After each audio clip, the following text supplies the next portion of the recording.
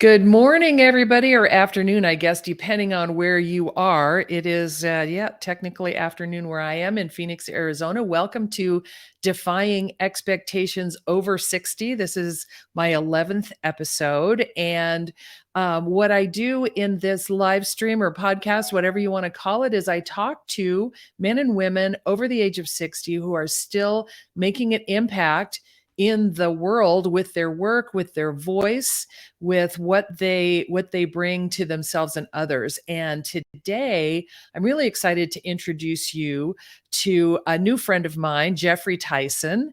He calls himself the King of Comeback, and he talks to people about the thoughts they're having in their heads. And it's not just young people who are having negative conversations with themselves in their heads. It's people of all ages. And his special gift is to talk to people about the thoughts they're having about them.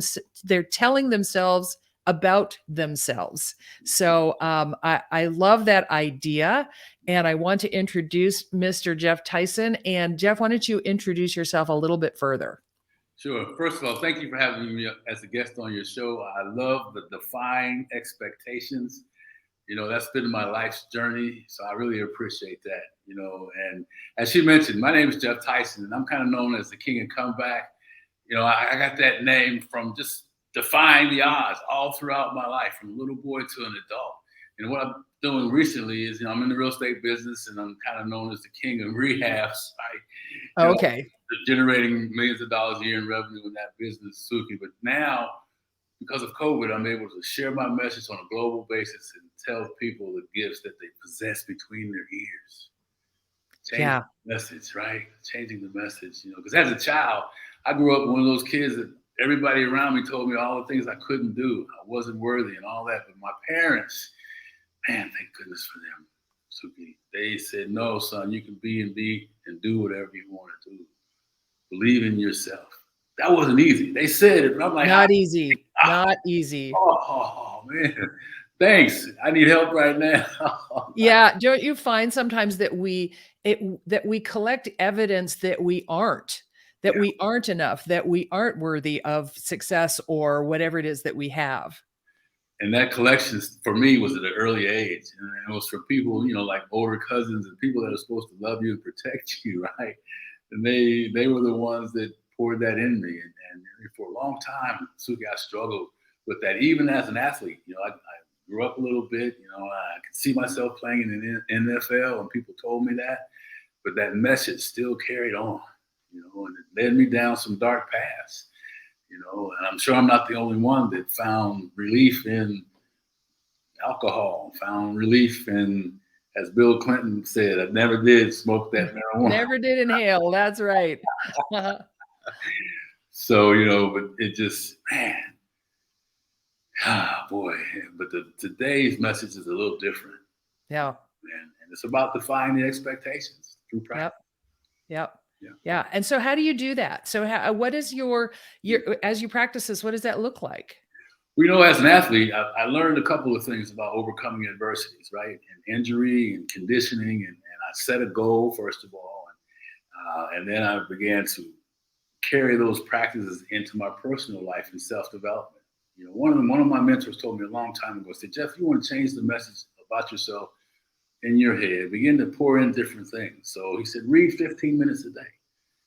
And breathe. Just breathe. Yes. Positive book, Think and Grow. Read. 15 minutes a day before you go to bed, make sure you're reading that. And then write down something that you see yourself being that you just don't think you are right now. So write it down. Who are you, Geoff Tyson? Right? What do you want to be, Geoff Tyson? And at that time, I wanted to be a football player, right? Right. And those things. And then as I got into corporate business, I wanted to be a CEO of a company. So I write that down. And there's so much power in envisioning it.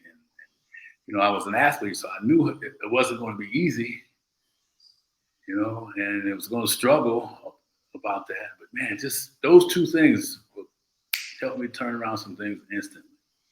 It's very interesting. I was just talking with someone yesterday, and I'm trying to remember who. Oh, it was a woman named Sharon. and she was talking, talk about the power of putting something positive in your mind. Read a book for 15 minutes. She said that there are studies that have shown that if you're anxious or nervous about something, you're going to do a presentation, a discussion, a conversation, even with someone, if you spend just 15 seconds recalling a warm memory, right? Yes. Just a warm memory. It could be a beautiful summer day. It could be something nice somebody told you. But if you recall something warm and positive, that the outcomes are almost universally better It's, than if you hadn't. it's amazing because we're all, I'm a believer in energy. We're all energy, and what we give out, we get back, and that 15 seconds, our bodies can adjust just like that. That's the gift. Well, it's miraculous, really. Yeah. It's very hard for me to be able to look at my body and everything it does for me every day, and my brain and everything it does for me every day, and not say this is a miracle, and it's got to be, it's God. To me, it has to be divine. It has to be have a divine source. You know what? I agree 100%. And I'm kind of mixed energy and spiritually, and whoever you believe in or however you believe, Hmm. it's just not us. It's much greater than us. Hmm. I spent some time with my grandkids over the weekend, and I have a 1.5-year-old, and I watch her and I see her brain, and it's just like, oh my God. And they are so them Oh, at that age. They are 100, 1,000% them. yeah, Like there's nothing else crowding in saying you're not, yeah, you're less than, or anything like that. They have ultimate confidence. yes. They are just 100% them. And that's why I tell people, try to live your life through the imagination of a child. Because like you just said, they know no fear. They know no, they don't know no. No limitations, no No, no's. no Yes. limitations. My grandson, he's got his parents twisted around like this, and he was whining. They said, "No, we're not going to eat." Well, you know what? After about 5 minutes, guess who won? Yeah. That's Hmm. don't Yep. do it, But anyway, They are so honest about what they want and when they want it. yes, and we'll And not stop until they get it. yeah, they will not stop. So that's really key, right? I find in my life, and I don't know if you've had this experience, but I let a lot of things stop me from getting what I want. Yeah, And it could be I'm telling myself something that maybe somebody told me. I'm telling myself a story that someone told me about myself. Oh, you'll never, or you can't, or you won't. yeah, And I'm like, oh, those things pop up at the most inopportune time, and they keep me from getting what I know I want yes. in the time that I know. So, how do you help people through those thoughts? Boy, I was just sitting here listening to you talk about it, and the best way I found, and people have told me, is that I share my experience. You mentioned so many different times. I had like 15 things flashed through my head about, the things I tried and had success on or failed, and people told me I couldn't do it. And number one is whatever. This is a little more than I can share right now, but whatever's going on in your mind that's really in there, that's showing up, this short conversation is not going to help you. But be willing to get some help, at some point. And I've found in my life, there are so many ways to put a mirror yeah, in front of me. One of the people who's listening right now, Kenyatta Turner, is one of my coaches. mm, And she is one of the people who's been instrumental in helping me see in the mirror how I'm showing up. What my thinking is, I may not even think, oh, I'm stopping myself because blah, blah, blah. A coach, someone who cares for you, that will have an honest conversation. yes, It helps you put a mirror in front of you. Doing personal growth classes, seminars, that helps you put a mirror in front of you in a kind of a structured way. yes, yes. I know when I got married, I was 39, so I had been on my own for quite a long time, and I feel like that put a mirror in front of me too, because how I was being, how I was reacting, how the choices that I was making was being mirrored back to me in a reaction of some sort, good, bad, indifferent. You know? It was really surprising to me. You be prepared for some things you don't want to see when you get that information. But some simple things really just change. If you really want to make a difference and you understand that the environment that you're in isn't on the same path as you are, be willing to do that Mm-hmm. and find peace with yourself. For me, it was a long journey. I've been working on myself for over 30 years almost, and surrendering how I thought life would be. Right. The fact of what roles I played in that, Mm-hmm. and then began to get guidance along the way. Mm-hmm. You don't have to do this journey alone. No, you don't. And it's always interesting to look at your behaviors and say, how is that showing up in the rest of my life? Because it goes through all areas of our lives. Our good behaviors and bad behaviors don't just show Mm-hmm. up in marriage. They don't just show up in society. They show up everywhere. Yes, definitely. So, Jeff, now, do I remember this correctly? You have a podcast? Actually, yes, a blessing from COVID, in spite of all the things going on, was it again defying odds. I was not on social media or anything like that, but was introduced to the platforms that we see today, and was able then to create a Conversations with Jeff YouTube channel, Suki, around helping people becoming aware of and being empowered through change, empowering their lives to change through changing the conversation that goes on with themselves, about themselves, nonstop, 24 hours a day. Mm-hmm. Ah, Yeah. yes. So Conversations with Jeff. Please, when you hear this, we have some really cool things planned for 2023, and we want folks to be able to come away from our show empowered and inspired, and know that life's not over. 60 in the beginning of a new phase. 60 is the new 40, baby. Well, that's what I say. 60 is the new 40. And the people growing up always said, oh, age is just a number. And I sure understand that now. We are lucky to be, I know you're 64, I am 63, turning 64 in April. And I feel 35. I know I probably look 64, but inside I feel 65. And that's the important part. Yes. Like the wrinkles don't matter, the white hair doesn't matter. It's like, what are you doing to grow? For me, what are you doing to help other people grow? And I know that's what you're doing as well. Yes. Yes. Making an impact. So how did you discover you wanted to make that kind of impact? Well, that's actually probably about 20 years ago, 23 or 4 years ago, when I realized that I saw Les Brown on a stage, and he was talking about his story and how he struggled, because I wasn't the dumb twin. I was just the dumb kid in my mind and in school, but I was always told that, man, I expressed a feeling towards people that made them warm and welcome and wanted to talk to me. But I hid behind the stories, Suki, that I'm not good enough. No one wants to listen to me. Right. What good is this impact that I have on people? Yes. Yes. Yeah. Yes. Yeah. How does that have any power? It doesn't. I'm just showing up and, I'm just a dumb kid. Just a dumb kid. No one wants to listen to you, But what I found out is that, oh man, there's a different side to that story, And so I began a journey, picking up a phone, shaking like this, trying to do videos. And oh my gosh, I can so relate.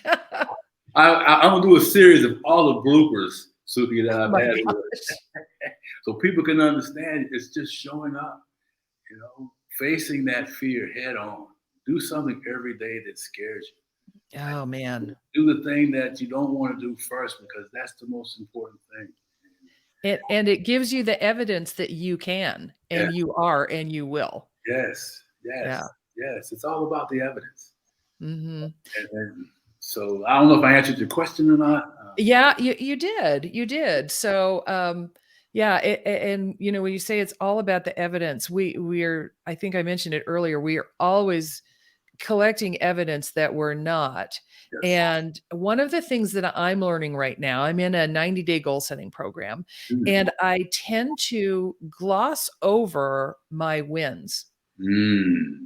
And that's a way I'm discovering that that's a way of me discounting the evidence that Wow. I am who I aspire to be already. Wow. And so I'm learning to celebrate my wins, whether it's picking up the phone even though I'm shaking, Yeah. whether it's making having another interview this week. Yeah. All of those things, if I give myself permission to celebrate the baby steps, Yeah. then I am collecting evidence Mm. of my impact. Yeah. And I so love the idea of that, than collecting evidence of me, that I'm not enough. Yes. Yeah. Do I you was, I'm sorry. Go ahead. No, I was gonna say, how do you celebrate yourself? Well, first of all, I had to learn how to celebrate myself. I had Right. to really go back and get in touch with that little boy. I tell people all the time when I finally was able to reach down and grab the hand of that 5-year-old boy that was standing at the bus stop, scared to get on the bus. And he looked up at me, Suki, and told me, "See, I knew you'd come back." Wow. When I was able to make that connection to that, then it began to help me, and it took a while Yeah. to learn to love myself first. Mhm. Realize that I didn't want to look at those wins because I didn't really feel worthy of those wins. Mhm. If that makes any sense. Yeah, well, it makes a lot of sense to me. And I notice some people they're like, well, how do you meet your own self when you're 5? Mm. And I have been practicing that as well.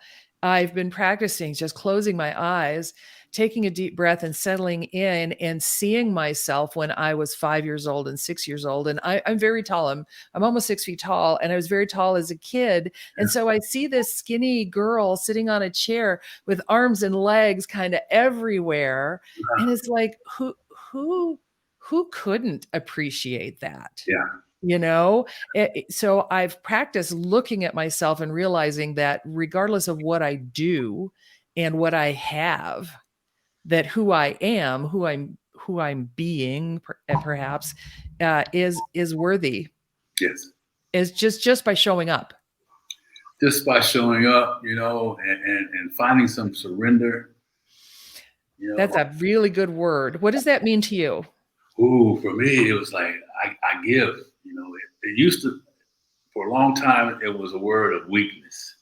Right. Submissive. Submissive. I would never surrender. I'll fight to the end. But in order to move forward, I had to surrender all of the things that helped me, all the beliefs and thoughts and messaging around that, and freedom. Surrender is freedom. Oh, I love that. Mm. So Kenyatta, who's been watching, she has her business is Freedom Empire Consulting, and she's all about freedom and the freedom to be, the Yes, freedom to know, more, better, all of those things. yes. It's such a gift. It is a gift. And I have the same problem with surrender because as a woman, especially, um, I fight against being a stereotypically submissive. And quite frankly, I don't know a lot of women who are. Yeah, And we probably are in some ways and not in other ways. But I've always fought against being a submissive woman, yes, and so the word surrender was like, well, do I need to be a doormat? yeah, And um, it's more like, in worry of using a buzz phrase, is surrendering to your own amazingness yes, yes, and not getting in your way. yes, yes. Yeah. But all those things, those beliefs and reasons why you can't, are what you're really giving away to. You're putting that someplace else, Putting it someplace else. Yeah. so that the other piece can have space. Because there's only room for one. Yes. Yes. So, Yeah. I like that term holding space too. I think it's used a lot, or at least it's used a lot by the people that I talk to, like mhm, holding space for yourself. And it's a very important thing to do. And I think that's what you're doing by telling folks to move those conversations out of the limelight, out of the front and center stage of their brains. that's right. Mm. And if nothing else, I tell people, hey, I'm the dressed up garbage can. You know, everything on the outside always looked good for a long time, right, Suki? And man, but just imagine 100-degree temperature and you lift the lid of a garbage can that had everything in it, rotten eggs, spoiled. Just think of it. And that funk was all pain. Yeah. I mean, and we don't have time to go into it now, but all these things lead to relieving yourself of that pain. Yeah. Seeing it with love. Yes. Yes. And treating yourself the way that a lot of us treat others. Yes. Someone told me this weekend when I was at a seminar, I was on staff for a seminar, and somebody told me, mentioned, would you hang out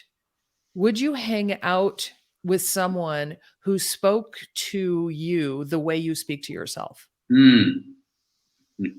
And for a lot of us, it's no. Yes. Yeah. It's no, you just don't want to be around that kind of negativity. Don't want to be around that. But the loudest voice we listen to, unfortunately, oftentimes is the voice of our own that is telling us, no, don't do it. Mm-hmm.